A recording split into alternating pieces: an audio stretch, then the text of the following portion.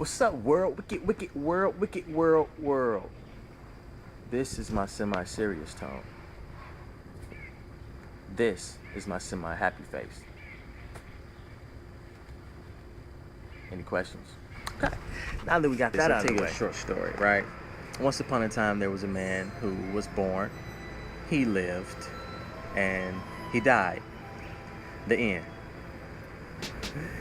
Many of us live that life, and it happens too often, so ask yourself this: and who wants to die and not truly fulfill everything that God has for them? So ask yourself this: do we live in a friendly universe? So ask yourself this: do you serve a kind God? Your employer is not your God. I know I had to change my perception, and I'm still doing it.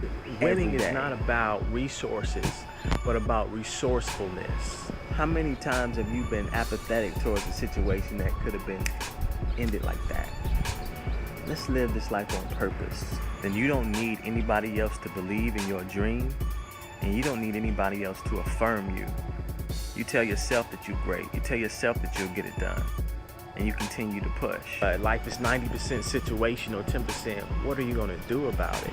Am I gonna cry and moan and just woe is me? Or am I gonna say, I'm gonna think, I'm gonna get to myself, I'm gonna ask God, I might ask some friends, close friends, chop off those naysayers, So, just like the story of the man who was born, lived, and died, we can't be so afraid of situations that we don't live, so afraid of something bad happening that we don't go outside, that we don't reach for that opportunity. But then if you don't even try, it's really being worse than a failure. When we give ourselves the opportunity to fail, I believe that is where success is. Look at what you have. Look at your purpose and why you're doing it, your mission and what you're accomplishing. Look at everything that you have in your hands right now and ask yourself, can I see things from a different perspective? Because odds are, I'll venture to say that you have everything that's necessary to accomplish the goal that you have. Now, if you haven't established the goal, now that's the problem. We have to live. There is a more intrinsic, essential aspect to who we are. So we can't just, look at just the physical and think that there isn't a spiritual aspect, We truly are spiritual beings having a physical experience.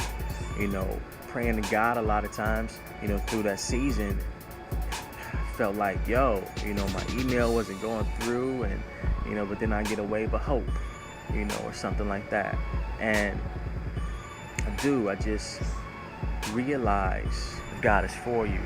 Then what can be against you? Who can be against you? Who can stand against? Now, a lot of times people just really don't keep it 100 and authentic. Everybody goes through a season where they're down, but the good thing is everybody goes through a season when they're up. I remember my mom telling me, Keenan, you always need to have something that nobody can fire you from and nobody can take away from you. That made me think forward and force my mind to see things from a different perspective.